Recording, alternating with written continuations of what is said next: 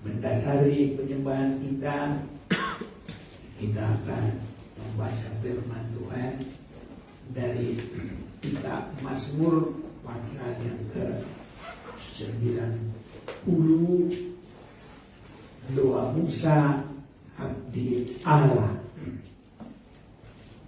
Allah tempat perlindungan yang kekal. Doa Musa, abdi Allah. Tuhan, Engkaulah tempat perteduhan kami turun-temurun. Sebelum gunung-gunung dilahirkan dan bumi dan dunia diperanakan, bahkan dari selama-lamanya sampai selama-lamanya Engkaulah Allah. Engkau mengembalikan manusia kepada debu dan berkata, kembalilah hai anak-anak manusia, sebab di matamu 1000 tahun sama seperti hari kemarin.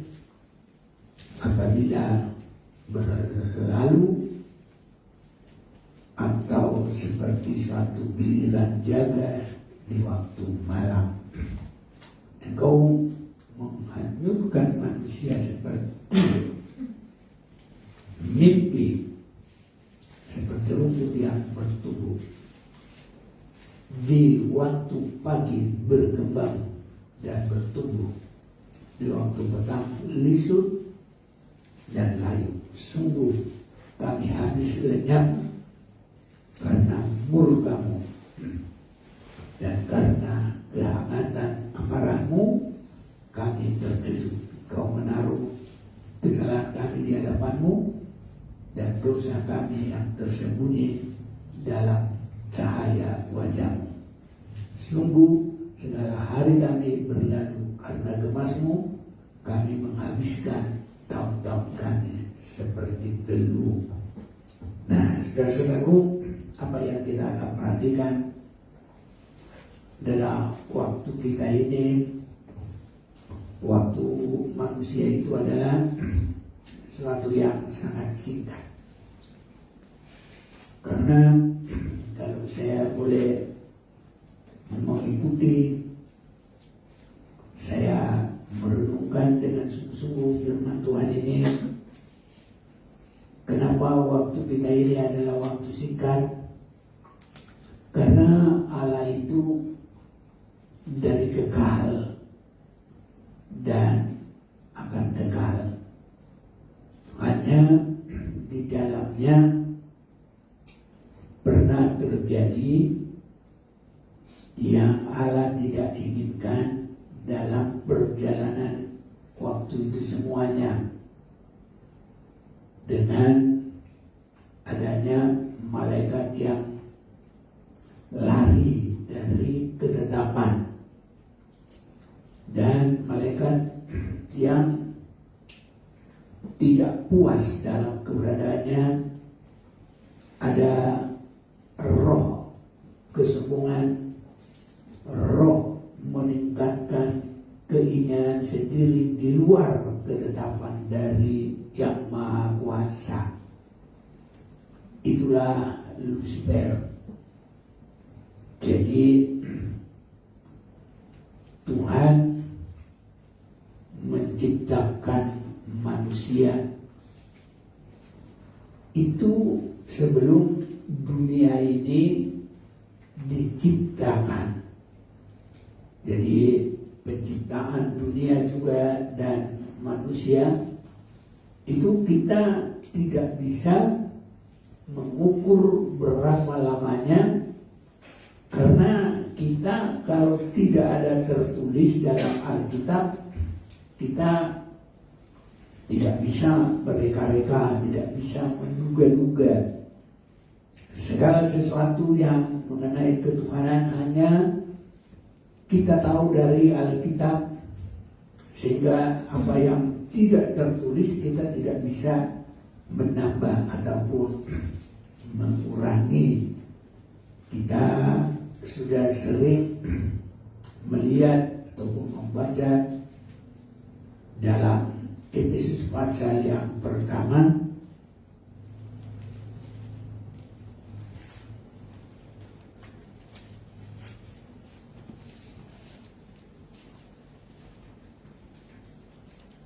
Terpujilah Allah, ini ayat 3, kekayaan orang-orang yang terpilih. Terpujilah Allah dan Bapa Tuhan kita Yesus Kristus, yang dalam Kristus dalam mengaruniakan kepada kita segala berkat rohani di dalam sorga. Sebab di dalam Dia, di dalam Yesus, Allah telah memilih kita sebelum dunia dijadikan, supaya kita kudus dan tidak bercacat di hadapannya. Ini direncanakan Allah sebelum dunia diciptakan.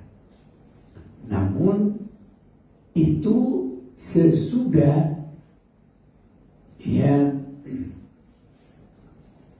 terjadi pelanggaran di sorga itu, sehingga ada yang harus keluar dari kedudukan dan harus ada yang keluar dari jabatannya di sorga.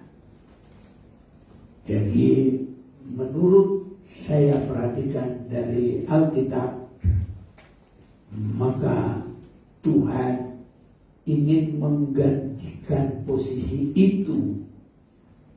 Itu sebabnya penciptaan manusia itu, saudara-saudaraku yang kekasih, adalah harus kudus dan tidak bercacat di hadapannya.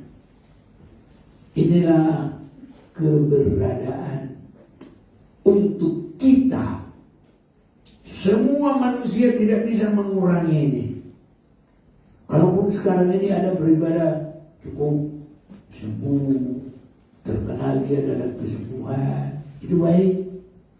Terkenal dia di dalam ada baptisan dulu sampai terkenalnya dia baptisan yang terapung, pokoknya macam-macam.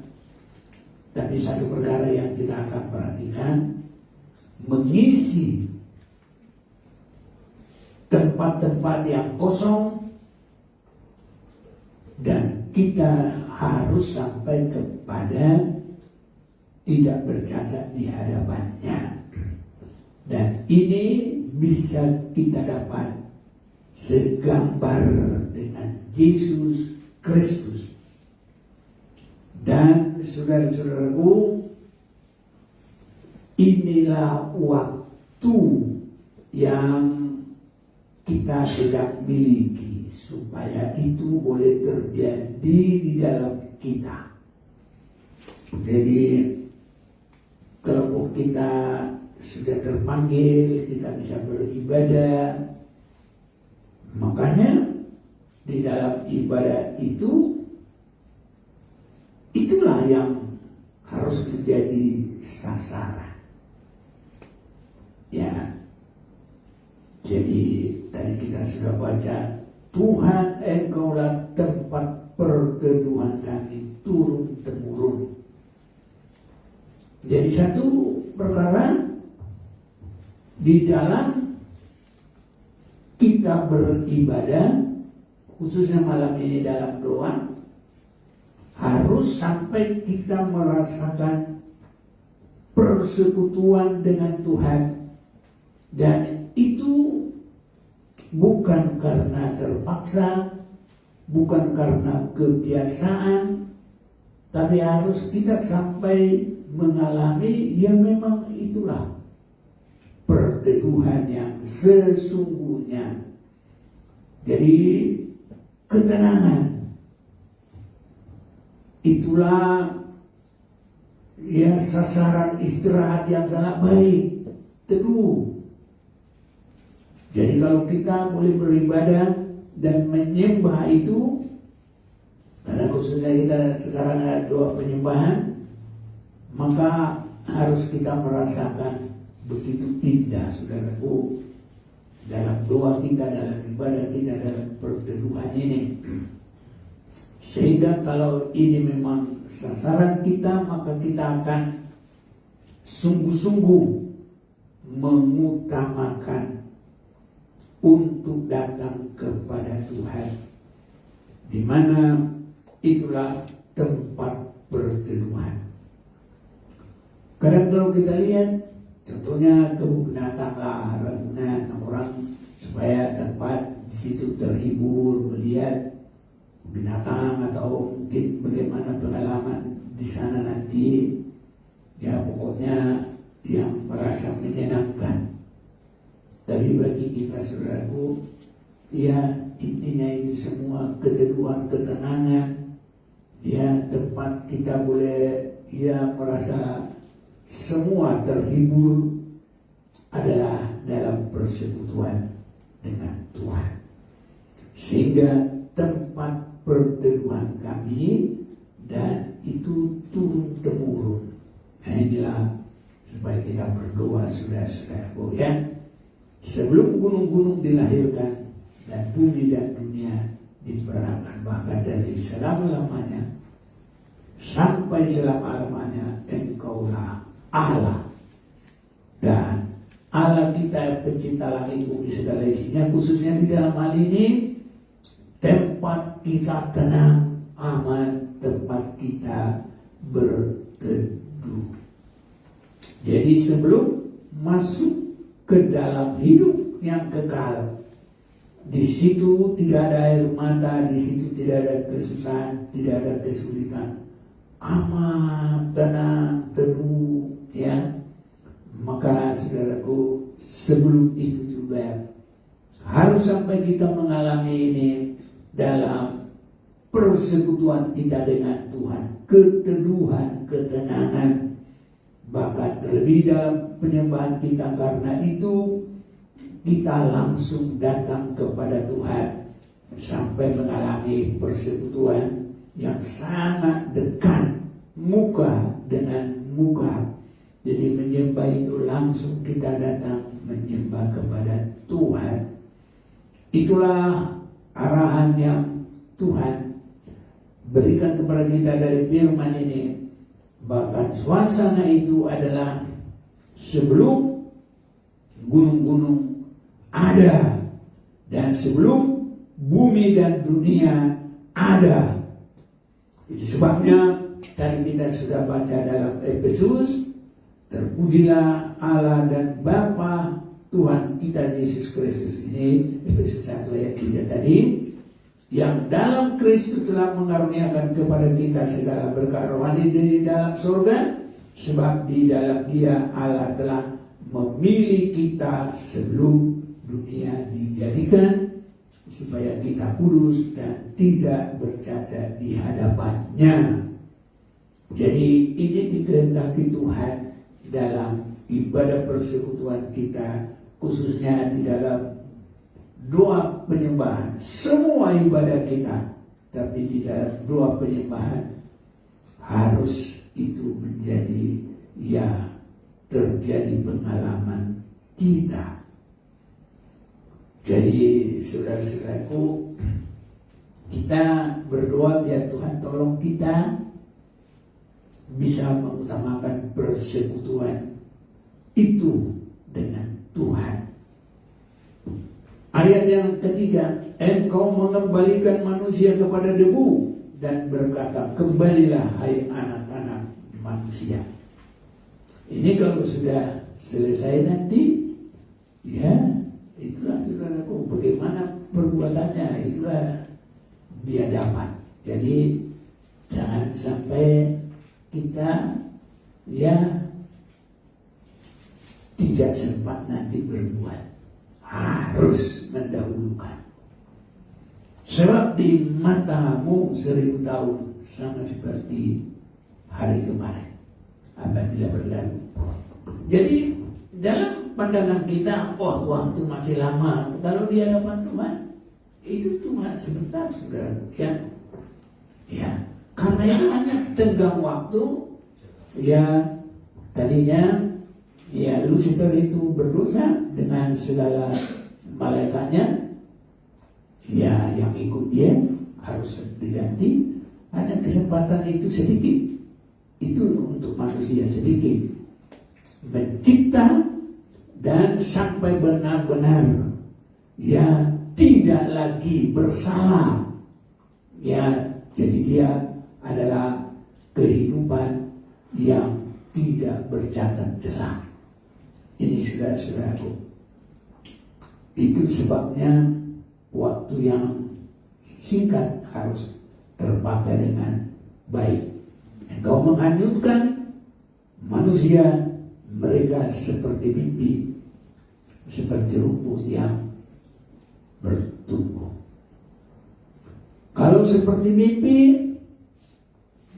ya kita tidur dalam semalam mungkin kalau 8 jam, berarti itu dari jam 10, 11, 12 sampai jam 6. Kalau bisa begitu kan, 8 jam itu sudah luar biasa. Mimpinya itu dalam 8 jam itu bukan mimpi terus. Mimpi itu cuma sebentar, saudaraku. Nah, itulah waktu kita. Ya. Dan kalau disebut giliran jaga di waktu malam, itu malam itu dari jam 6 sampai jam 6, 12 itu waktu jaga itu paling itu harus dibagi 4. Ya, jaga pertama, jaga kedua, jaga ketiga, jaga keempat. Jadi 3 jam. Nah itu. Jadi cuma singkat saudaraku. Kalau disebut seperti suatu giliran di waktu jaga malam. Jadi kalau jaga malam itu, ini kita biar tahu rumusnya orang Yahudi begitu. Jaganya itu 6 sampai 9, 9 sampai 12, 12 sampai jam 3, jam 3 sampai jam 6. Nanti malam kalau dengar jaga-jaga yang bagus itu setiap jam. Tapi kalau ini ganti itu setiap 3 jam. Jadi kalau pas teteh, ingat firman ini waktu jaga. Itulah waktu kita, saudaraku. Nah, jadi itu jaga malam itu 1 malam. Kalau yang sekarang ini kan dia nggak ganti-ganti, cuma 1 itu. Nah, jadi dia habiskan itu 1 malam. Jadi waktu kita itu cuma sepertiga dari waktu jaga malam itu, saudaraku. Jaga malam aja dia habiskan waktunya 1 malam sudah. Jadi waktu kita seluruh bumi ini hanya sepertiganya, saudaraku. Bagi 4 tadi ya. Jadi sepertiga jadi berapa? Ya, jadi seperempat saja. Ini saudara. Engkau menghanyutkan manusia, mereka seperti mimpi, seperti rumput yang bertumbuh. Jadi ini manusia-manusia yang tidak benar ini terjadi, saudaraku, untuk kebinasaan cepat. Jadi kita cepat untuk tidak bercacat celah, untuk terberkati. Karena kita di sini adalah hari-hari yang sedikit. Itu sebabnya dalam ayat 12, ajarlah kami menghitung hari-hari kami sedemikian hingga kami beroleh hati yang bijaksana. Nah, ini dari keterangan dari awal semua kita harus perhatikan. Menghitung hari-hari itu seperti apa. Nah, waktu kita itu waktu yang sedikit. Ya, dan ya penyelesaian itu hanya seperti mimpi. Kalau mimpi itu cuma sebentar. Kalau seperti rumput itu paling lama sekitar sesudah matahari terik sampai sore. Ya gitu. Karena kalau bunga-bunga itu sekitar sampai jam 9, 10 itu malah masih mendapat mekar. Tapi kalau mulai lisut itu di Alkitab dikatakan yang sore sudah layu. Nah, engkau menaruh kesalahan kami di hadapanmu. Itu sebabnya, saudaraku, kita bukan di dalam kesalahan, Tapi tadi kita sudah baca, mulai rencana Allah itu adalah mencipta manusia tanpa cacat celah. Sungguh segala hari kami berlalu karena gemasmu. Ya, kami menghabiskan tahun-tahun kami seperti keluh.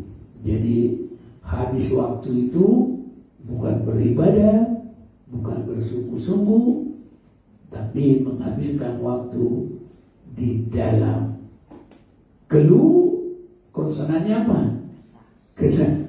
Ya, jadi kita harus bersuka cita di dalam Tuhan, menyembah Dia dengan sungguh-sungguh, bersekutu dengan Dia sungguh-sungguh. Itulah kita harus lihat itu ada dalam setiap hari-hari kita. Itulah yang kita hidup, saudaraku. Masa hidup kami 70 tahun, dan jikalau kami buat 80 tahun. Dan kebanggaannya adalah kesukaran dan penderitaan, sebab berlalunya buru-buru dan kami melayang lenyap. Tapi kalau kita, saudaraku, sudah ada di hadirat Tuhan, tidak ada yang sedih, saudaraku. Ya, semuanya sukacita di dalam Tuhan. Jadi tidak ada pada kita masa hidup kami 70 tahun, dan jika kami kuat 80 tahun, dan kebanggaannya adalah kesukaran dan penderitaan. Kalau tidak di hadirat Tuhannya ini, itu sebabnya kita harus meningkat di dalam Tuhan. Kesungguhannya, cinta kasihnya, semua, kalau boleh, segala kegiatan rohani, ya, sedapat-dapatnya kita harus bersuka cita mengikutinya. Saya dulu, karena kebetulan sekitar umur ya 65-19, ya, sekitar 19 saya mulai ya ada terbuka kepada, ya itulah panggilan Tuhan bagi saya. Apapun ibadah saya ikuti, sermon saya ikuti, ibadah muda-mudi, bahkan sampai saya pernah hanyut itu kan, ibadah air yang sangat deras itu, saya sudah pernah. Tapi kalau belum waktunya kita binasa, pasti Tuhan tolong. Jadi pas ada air itu begini, jadi harus mentok dulu, ya, karena di atas juga sudah rata semua isinya. Tadinya ada itu di sana itu namanya sangkar, jadi itu bisa ada yang 5 meter, ada 4 meter. Jadi ya itulah ke sungai itulah. Pas saya lewat di situ, nah, pegang itu, dari situlah terus ya ke darat. Itu pengalaman saudara-saudaraku. Jadi semua ibadah, setiap kegiatan rohani kita ikut. Kalau kita dapat berkat di situ, ya puji Tuhan. Tapi kalau kita juga yang harus jadi berkat di situ, ikuti. Kalau kita nggak mendapat sesuatu, itu bukan ibadah aku. Ya, kita jadi berkat di situ. Apa jadinya? Nah, itu yang saya lihat. Yesus bukan di dalam harus seperti umpamanya kita peraturannya, ya harus pada hari ini. Tidak. Tapi dia bilang begini, Lukas pasal 2, kita mau baca dulu ini. Saya senang lihat ini. Lukas pasal 2 kita mau baca. Yesus pada umur 12 tahun dalam bait Allah. Ini saudara-saudaraku, di dalam ibadah itu sebenarnya hanya sekali setahun datang ke Yerusalem. Ya, begitu. Dan itu sudah ada ketentuannya selesai sekitar begitu. Tapi kalau Yesus, setiap apa yang dia lakukan itu adalah teladan dan pelajaran bagi kita semua hidup Yesus. Amin, saudaraku. Apa yang dia lakukan? Bukan lagi ibadah peraturan, bukan ibadah dia, tapi di situ ada persekutuan, dia ikut. Nah, dia ikut ada di situ. Haleluya. Nah, ini saudara-saudaraku. Jadi kita tak boleh bilang, wah ini kebaktian ini. Jadi makanya kalau kita bisa dapat berkat, baik. Tapi kalau karena kita merasa, wah ini sekolah minggu, ceritanya buat sekolah minggu, ya sudah, ya kita jadi berkat di situ. Dengan cara bagaimana? Kita ya carilah bagaimana kita jadi berkat di situ. Amin, saudara itu. Jadi diam-diam aja juga berdiri di situ. Nanti tukang cerita bilang, lihat ini, ini ya saja sudah begini besar, tinggi, umur segini, masih bisa ikut sekolah minggu. Tapi saya tahu dia ingin diberkati Tuhan dan jadi berkat buat anak-anak. Om aja mau, apalagi anak-anak, jangan malas ya. Nanti bisa gurunya bilang begitu. Haleluya. Nah, jadi Yesus datang ya di tempat yang bukan lagi menurut peraturan. Makanya orang tuanya pikir anak kami juga sudah pulang. Nah, ini saudara-saudaraku jauh ini. Saya kalau pikir-pikir ini ya lebih dari 20 km ini, karena apa? Sehari perjalanan. Jadi orang tuanya pikir dia sudah pulang. Makanya orang tuanya langsung pulang sehari perjalanan. Nah, tetapi rupanya anaknya ditanya sama teman-temannya, sama famili, belum. Akhirnya mereka kembali lagi sehari perjalanan. Ini saudaraku, tahu-tahu Yesus masih ada tetap di bait Allah. Nah, menurut manusia mereka berkata begini, mulai 46, sesudah 3 hari mereka menemukan dia dalam bait Allah. Dia sedang duduk di tengah-tengah alim ulama sambil mendengarkan mereka dan mengajukan pertanyaan-pertanyaan kepada mereka. Dan semua orang yang mendengar dia sangat heran akan kecerdasannya dan segala jawab yang diberikannya. Dan ketika orang tuanya melihat dia, tercenanglah mereka. Lalu kata ibunya kepadanya, "Nah, mengapa engkau membuat demikian terhadap kami, bapamu dan aku dengan cemas mencari engkau?" Jawabnya kepada mereka, "Mengapa kamu mencari aku? Tidak tahukah kamu bahwa aku harus berada di dalam rumah Bapakku?"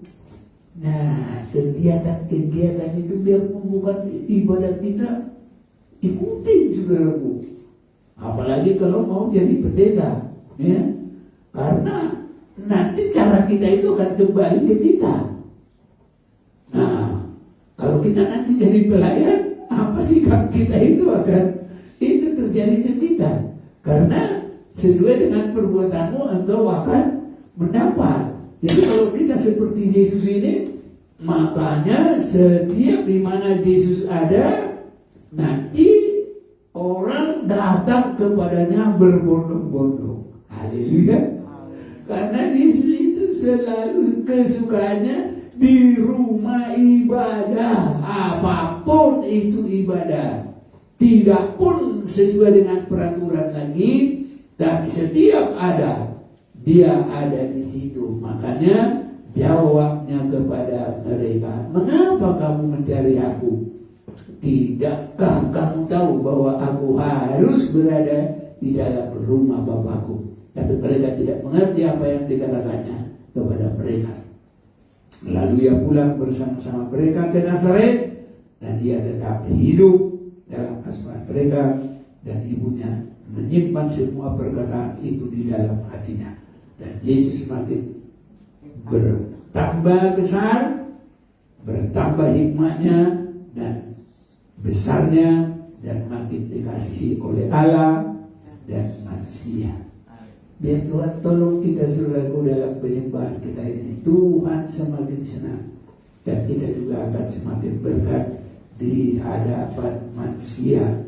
Dalam waktu yang singkat ini, mari kita sampai berkenan kepada Allah. Apa yang dikehendaki oleh Allah kepada kehidupan kita, mencipta manusia segambar dengan Dia, tidak bercacat celah. Dan kepada manusia kita juga bisa menjadi berkat dengan banyak yang kita lakukan. Termasuk nanti kalau berdoa buat bangsa, buat lingkungan, buat pekerjaan Tuhan, semua kita doakan. Biarpun bukan kita yang pegang pokok doa, kita dukung, biar semuanya kita terberkati. Karena kehendak Tuhan, kita makin dikasihi Tuhan, disenangi Tuhan, dan dikasihi dan disenangi oleh semua manusia lewat, walaupun mereka tidak tahu kita mendoakan, tapi itu ada pekerjaan roh yang heran di sana. Sebabnya mari kita mau menyembah Tuhan, kita mau datang kepada Tuhan, dan nanti kita akan masuk dalam pokok-pokok doa kita.